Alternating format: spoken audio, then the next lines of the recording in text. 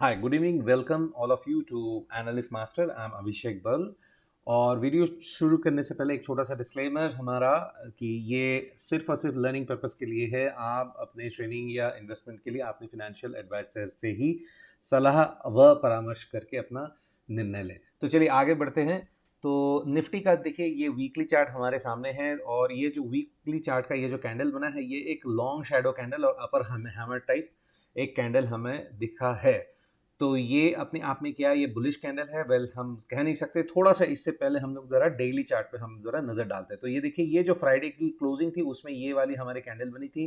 तो ये कैंडल जो है ये एक स्पिनिंग टॉप टाइप कैंडल है। मैं आपको थोड़ा सा बड़ा करके दिखाता हूँ। ये देखिए ये एक स्पिनिंग टॉप टाइप कैंडल है और स्पिनिंग टॉप कैंडल की एक खासियत होती है कि वो शायद एक ट्रेंड जब खत्म होने को होता है, एक ट्रेंड के एकदम ऊपरी हिस्से में जाके या एकदम निचली हिस्से में जाके एक स्पिनिंग टॉप अगर बनाता है तो वहां से ट्रेंड रिवर्सल के चांसेस बढ़ जाते हैं। तो अब इस चीज़ को हम थोड़ा सा और बारीकी से देखते हैं। तो देखिए साहब मैंने यहाँ पे एक नया इंडिकेटर लगाया है। ये डेली चार्ट में मैंने लगाया है और इसको बोलते हैं हम लोग डीएमआई या डायरेक्शनल इंडिकेटर। सो इसकी जो खासियत है वो एक बार मैं आपको बता देता हूँ। तो इसका जो ये ब्लू लाइन है आप तीन कलर्स में इसको देखोगे, चार कलर्स में। एक ब्लू लाइन है जो कि ऊपर वाले ट्रेंड के लिए है, ये रेड लाइन है जो कि नीचे वाले ट्रेंड के लिए है, एक ब्लैक लाइन है जो कि हमारा डिफॉल्ट लेवल है बेसिकली जिसको 25 की भाव है जिसकी, और ये ग्रीन कलर का ट्रेंड है, ग्रीन कलर की एक लाइन है। तो ये होता क्या है कि जब ये रेड कलर की ये जब ब्लू कलर की लाइन जब रेड कलर की लाइन को नीचे से ऊपर की तरफ काटता है तो ये अप ट्रेंड की शुरुआत करती है। तो देखिए इसको, ये देखिए ये यहाँ पे एक अप ट्रेंड दिखा रहा है हमें। फिर से आप अगर देखोगे तो देखिए ये यहाँ से अभी जो नीचे की तरफ है यहाँ से अभी इसने एक डाउन ट्रेंड थोड़ा सा हमें हल्का सा दिखाया था। सॉरी, ये देखिए ये यहाँ से फिर से एक अप ट्रेंड हो गया।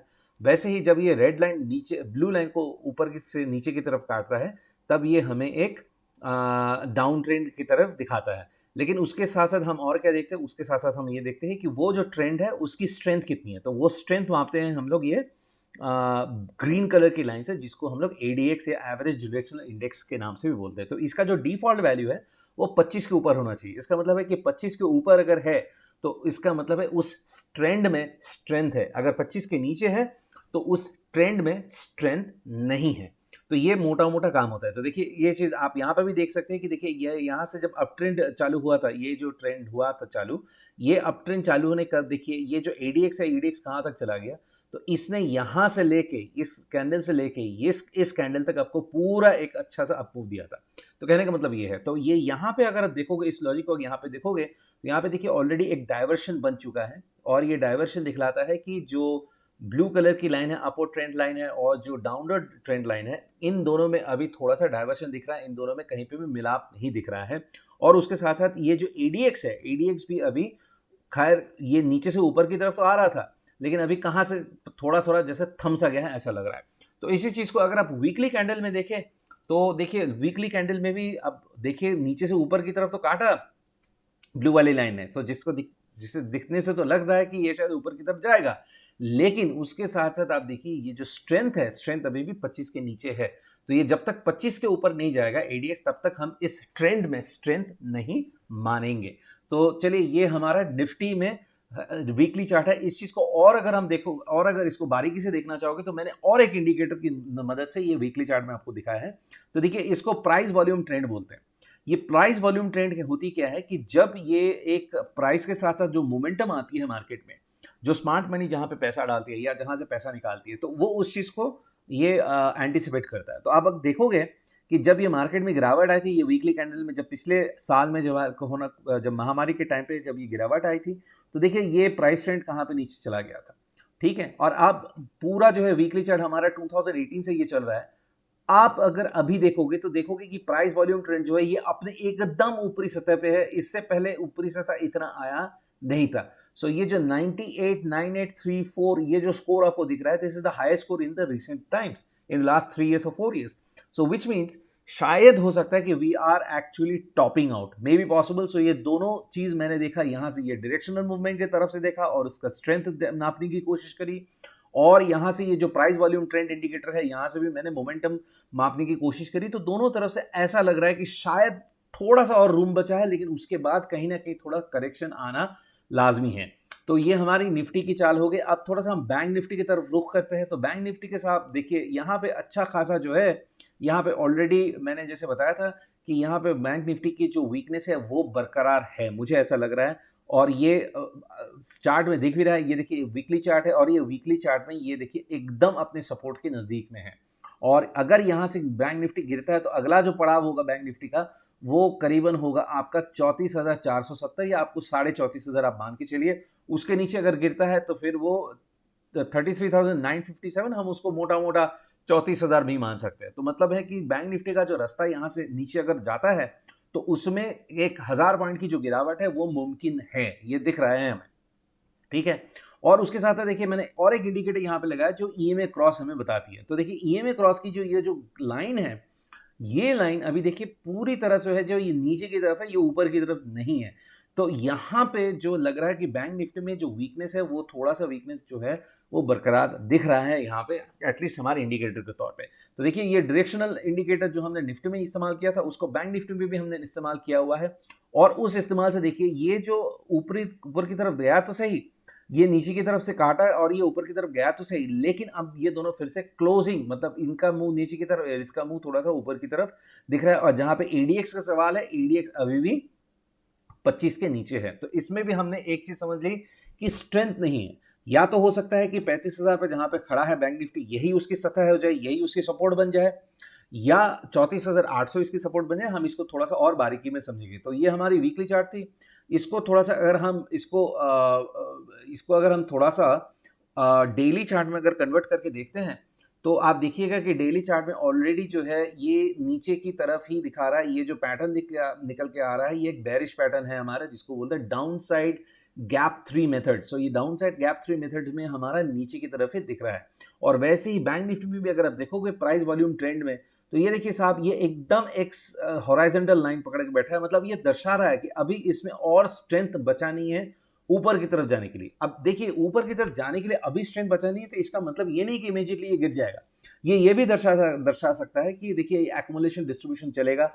एक्मुलेशन डिस्ट्रीब्यूशन देखिए ये हफ्ते दर हफ्ता चल सकता है, महीने दर महीना चल सकता है। अगर साल का 12 महीना है तो आप एक चीज मान के चलिए, सुपर ट्रेंडिंग जो मोमेंटम होते हैं वो 2 महीने या 6 हफ्ते या 8 हफ्ते से ज्यादा एक साल में नहीं हो सकते।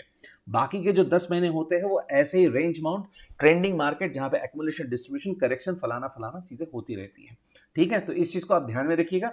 बहरहाल हमें ये चीज मालूम चल गई कि बैंक निफ्टी में स्ट्रेंथ जो है वो निफ्टी के मुकाबले में कम है, ये हमें समझ में आ गई। अब थोड़ा सा रुख करते हैं कि डाउ जोन्स और इंडस्ट्रियल एवरेज के ऊपर। देखिए सो डाउ जोन्स का ये जो पैटर्न है ये पूरी तरह से, अगर आप ये वीकली कैंडल को अगर आप देखोगे तो ये एक बेयरिश पैटर्न ऑलरेडी बना चुका है। ये एक बेयरिश पैटर्न ऑलरेडी बना चुका है, 2 रेड कैंडल्स, उसके बाद ये ग्रीन कैंडल, फिर से एक रेड कैंडल।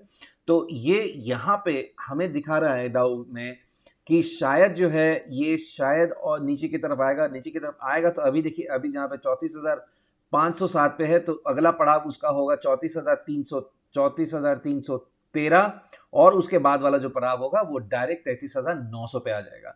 तो ये यहाँ पे हो सकता है कि जो डाउ जोन्स है वो नीचे आ जाए, वी डोंट नो। लेकिन फिलहाल डाउ जोन्स में स्ट्रेंथ नहीं है, बिल्कुल स्ट्रेंथ नहीं है।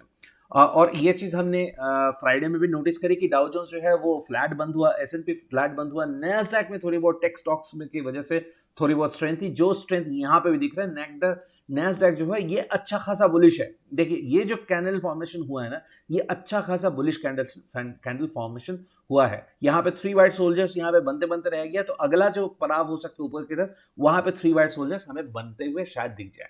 तो एक अकेला अगर हम यूएस मार्केट की बात करें तो वहां पे टेक स्टॉक्स जो है, tech stocks is continuing the rally, the reflection of which is seen in Indian market also with the IT stocks picking up.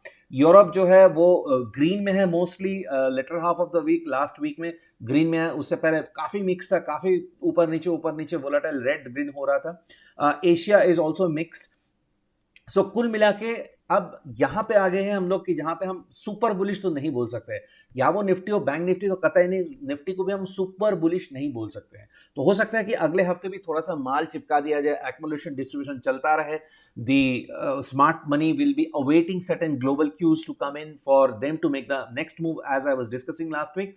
और अगर आप देखोगे कि फ्राइडे को जो टोटल खरीदारी हुई थी इंस्टीट्यूशनल प्लेयर्स की, तो वो कुल मिला के हुई थी करीबन करीबन 700 करोड़ के आसपास। 700 करोड़ एक कोई बड़ी फिगर नहीं है अगर इंस्टीट्यूशनल प्लेयर्स की बात करें, जो कि 2000-3000 करोड़ की खरीदारी करते हैं, वहां पे 700 करोड़ की खरीदारी की है, ये कोई बड़ी बात नहीं है। अब थोड़ा सा चलिए अब फोकस करते हैं हमारी जो सेक्टोरल है वो सेक्टर्स के ऊपर। तो देखिए साहब, मैंने आपके सामने ये सबसे पहले रियल्टी का खुला हुआ है। तो अब रियल्टी में देखिए यहाँ पे जो है, यहाँ पे ऑलरेडी जो है रियल्टी में थोड़ी सी थकावट दिख रही है ऑन अ वीकली बेसिस। इसको हम लोग थोड़ा सा अगर डेली बेसिस में भी कन्वर्ट करके देखें तो हाँ, डेली बेसिस में भी अगर आप देखोगे तो ये ऑलरेडी थोड़ा सा बेरिश कैंडल इसने दिखाए हैं।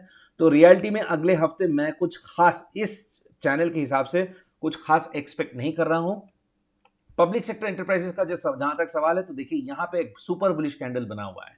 तो ऐसे जब कैंडल्स बनते हैं, ये हमारे लिए एक चार्टिस्ट का डिलाइट बनता है। इसको हम लोग थोड़ा लास्ट डे के हिसाब से भी देखते हैं, तो ब्यूटीफुल लास्ट डे के हिसाब से भी देखिए यहाँ पे क्या हो रहा है। ये हायर लोज हमेशा बनाती आ रही है पिछले 5 दिन से। ये देखिए, ये अगर लाइन आप देखोगे तो ये हायर लोज लाइन जो है ये बनता जा रहा है। तो ये डेली बेसिस में है, और इसी को अगर हम वीकली बेसिस में देखेंगे तो वीकली बेसिस में ये एक सॉलिड मोटा कैंडल उभर के आया है। तो इसका मतलब ये हुआ कि मेरी जो पीएसई, जो सेंट्रल पब्लिक सेक्टर एंटरप्राइजेस है, I will be focused on them. Similarly अगर हम मीडिया की बात करें तो देखिए, मीडिया में ये वीकली चार्ट है, और मीडिया के ऊपर मैंने आपको काफी समझाया था, वो कप एंड सॉसर वाला कॉन्सेप्ट मैंने समझाया था। और इसको थोड़ा सा हम क्लोजिंग डे के हिसाब से देखते हैं, तो क्लोजिंग डे के हिसाब से भी अगर आप देखोगे तो मीडिया में भी अभी स्ट्रेंथ बाकी है ऊपर जाने के लिए। सो ये मीडिया हो गई, media is also a choice. Public sector enterprises is also a choice. हम इस पे बात करते हैं जरा आईटी की। तो आईटी के तो क्या कहना, it is already showing very good sign of next momentum. और तो ये भी मेरे रडार में रहेगा। ये ब्यूटीफुल कैंडल बन के आया है वीकली बेसिस में। So I am bullish on IT. As far as metal is concerned, देखिए लास्ट दिन जो मेटल है, मेटल में थोड़ी बहुत करेक्शन आई है। जब ये 3 ब्लैक क्रोज के ऊपर एक बेरिश आउटलुक बना था, उसके बाद एक इन्वर्टेड हैमर बनी थी, उसके बाद ट्रेंड रिवर्सल हुआ। तो मेटल क्लोज हुआ ग्रीन में, लेकिन अगर आप वीकली बेसिस में इसको देखोगे तो इसमें खास कुछ स्ट्रेंथ नहीं है। तो मुझे ऐसा लगता है कि नेक्स्ट वीक में भी 2.5% की जो रिटर्न, 2.74% की जो रिटर्न मेटल ने पिछले हफ्ते दी थी, अगले वीक में शायद उतनी रिटर्न न दे पाए। शायद मेटल हमें 1%, 1.5% की टोटल रिटर्न वीकली बेसिस में शायद देखने के लिए मिले। तो इसीलिए मुझे जो लगता है कि जो चॉइसेस सेक्टर होना चाहिए अगले हफ्ते का, तो वो होना चाहिए मेरे ख्याल से मीडिया, आईटी और पब्लिक सेक्टर एंटरप्राइजेस। अब थोड़ा सा हम लोग रुख करते हैं अपना ऑप्शन चेन के ऊपर, और उसके बाद हम वीडियो कंक्लूड करेंगे। तो ऑप्शन चेन में साहब देखिए, ये आपके सामने जो है निफ्टी का चार्ट, पहले ऑप्शन चेन खोल लेता हूं। 17 जून की एक्सपायरी के निफ्टी में देखिए टोटल जो है ये ऑलमोस्ट दे आर टाइड। 10,000 20,000 का फर्क है, उससे फर्क नहीं पड़ता। 3,94,000 कॉल ऑप्शन के अगेंस्ट में 4,10,000 के करीब करीब पुट ऑप्शन है। और ये जहां पे सबसे ज्यादा पेन पॉइंट है वो है आपका 15,800 के आसपास में, जहां पे 36,839 कॉल ऑप्शन के खिलाफ में 27,000 पुट ऑप्शन लिखा गया है। तो अब ये वाला जो ऑप्शन है, और यहाँ पे कॉल अनवाइंडिंग जो हुई है 15,700 में हुई है। तो ये वाला जो देखने से हमें पता चलता है कि 15,700 से लेके 16,000 का जो है, ये जो 300 पॉइंट की रेंज में अगले हफ्ते निफ्टी रहने वाला है, ये ऑप्शन चेन के हिसाब से लग रहा है। इसका मतलब है कि 15,800 जहां पे निफ्टी फ्राइडे को बंद हुआ, से यहां से और 200 पॉइंट के ऊपर जाने की उम्मीद निफ्टी में बाकी है, जहां पे ऑब्वियसली 16,000 में एक साइकोलॉजिकल रेजिस्टेंस आएगा ही आएगा। वहीं बैंक निफ्टी की अगर बात करें तो यहाँ पे अच्छा खासा बेयरिश भी जिसकी हम बात कर रहे थे, वो ऑप्शन चेन में भी दिख रहा है। करीबन 5.25 लाख कॉल ऑप्शन के अगेंस्ट में सिर्फ और सिर्फ 3,64,000 पुट ऑप्शन कॉन्ट्रैक्ट बना हुआ है। और यहाँ पे मैक्सिमम पेन पॉइंट जो है आप देखोगे तो मैक्सिमम पेन पॉइंट पे वही 35,000 पे है, जहां पे निफ्टी बंद हुआ था 35,000 समथिंग में बंद हुआ है, 37 पे। तो ये मैक्सिमम पेंट है। इसका मतलब है कि निफ्टी का जो मीन लेवल रहेगा, अगले बैंक निफ्टी का जो मीन लेवल रहेगा अगले हफ्ते के लिए, वो 35,000 के आसपास ही रहेगा। और यहाँ पे जो सपोर्ट बन के आ रहा है वो है 34,700 का, क्योंकि 34,600 में एक अनवाइंडिंग छोटा सा दिखा है हमें, तो हम उसको नहीं मान सकते। तो 34,700 से जो हमारी निफ्टी की जो नेक्स्ट दिख रही है अगले हफ्ते के लिए, वो हो रही है करीबन 34,700 से 35,600, 35,500 तक मैं रखूंगा। हो सकता है, there is a feeble chance कि 36,000 के लेवल अगर बहुत अच्छी कोई न्यूज़ आ जाए, या जैसे डाउ जोन्स में या आपके एस&पी में अगर ऊपर की तरफ मूवमेंट चालू हो जाए फिर से, तो हो सकता है कि निफ्टी, बैंक निफ्टी में भी ऊपर आने की संभावना बढ़ जाती है। तो उस केस में मैं 34,700 से अपना टोटल जो रिविजन रहेगा वो फिर 36,000 के लिए रहेगा। ठीक है, अब देखिए यूएस के बारे में अगर बात करें तो मैंने जैसे कहा था कि इन्फ्लेशन का जो डेटा है उसके बाद उस चीज को जो इंडेक्स ने पूरी तरह से नेगेट करने की कोशिश करी, लेकिन उसने उसको भाव नहीं मिला, उसका मोमेंटम नहीं मिला, and that is the reason ये क्लोज्ड इन फ्लैट। दो चीजें और है इस महीने में नजर देने के लिए। एक है यूरोपियन कमर्शियल बैंक जो है उसमें टेपर टैंट्रम की बातचीत हो रही है, तो उसमें आईएमएफ डिसीजन लेने वाला है कि बॉन्ड बाइंग की जो सिलसिला यूरोप में भी जारी है उसको रद्द कर दिया जाए, धीमे कर दिया जाए या बढ़ा दिया जाए, जो भी है उसके ऊपर बात होनी है। और 21 जून से जो है यूके में लॉकडाउन खत्म होने वाला है ऑफिशियली। तो ये जो दो प्रमुख चीज़ें हैं, और मेरे ख्याल से और टैक्स का जो सिलसिला है वो अभी भी बरकरार है, उसके ऊपर कोई निर्णय हुआ नहीं है। तो मेरे ख्याल से जून का जो महीना, अब मुझे लग रहा है जब तक इन तीनों चीज़ों के ऊपर एक ठोस संकेत नहीं आ जाते, तो हमारे यहाँ पे भी जो इंस्टीट्यूशनल प्लेयर्स है, वो एफआईज हो या डीआईएस हो, वो भी उतने ज़्यादा प्रोत्साहित नहीं होंगे पैसा फिर से डालने के लिए। और दूसरी चीज़ जो मैं आपको बता रहा हूँ, देखिए पैसा डालने के लिए भले ही प्रोत्साहित ना हो, लेकिन वो लोग सेक्टोरल रोटेशन ज़रूर करेंगे, क्योंकि मार्केट में लिक्विडिटी बजाय रखने के लिए एफआईज और डीआईएस को अपने आप में खेलना ज़रूरी होता है। तो ये मार्केट मेकिंग का सिलसिला है। तो हो सकता है कि कभी आप देखोगे कि आईटी ऊपर जा रहा है एज ए सेक्टर, दूसरे दिन रियलिटी ऊपर जाएगा, जो पिटा हुआ सेक्टर है एक दिन का दूसरे दिन में वो स्टार बने, तो ऐसे ही मार्केट में मूवमेंट आती जाती रहती है। इस चीज़ का आपको ध्यान रखना पड़ेगा। तो चलिए कंक्लूड करते हैं अब हमारी जो रीजनिंग सब चार्ट पकड़ के और ऑप्शन चिन्ह पकड़ के जो समझ में आ रही है कि निफ्टी में जो है 15,600 से 16,000 तक ये मेरा कंजर्वेटिव व्यू रहेगा, जबकि 700, 800, 900 हर 3 लेवल पे आपको रेजिस्टेंस मिलेंगे। इसका मतलब है कि इन लेवल्स को आप अच्छी भली भांति एक शूटिंग स्टार की तरह आप उसको क्रॉस नहीं कर सकते हो, वहां पे एक्यूमुलेशन, रिट्रेसमेंट, पुल बैक ये सारे आने वाले हैं। और जो मोस्ट लाइकली है मेरे फिबोनाची रिट्रेसमेंट और मेरे हार्मोनी का पीआरसी पैटर्न से दोनों को मिला के मेरा जो आ रहा है वो 15,700 से बिल्कुल 15,940 के आसपास आ रहा है। ये निफ्टी का लेवल है। बैंक निफ्टी में वही 34,500 से 36,000 तक का है, और मोस्ट लाइकली जो है 34,800 से 35,677 का रहेगा। और जो मेरे चुनिंदा सेक्टर है वो जैसे मैंने बात किया मीडिया, फिर आईटी और मेरा पब्लिक सेक्टर एंटरप्राइजेस, ये रहेंगे। Okay, so this is what the conclusion is coming out from my end. I hope you like this video. If you have liked this video, please subscribe to the channel and share it with your friends and families. और मैं बहुत सारे ऐसे educational contents लाने वाला हूँ। Thank you very much.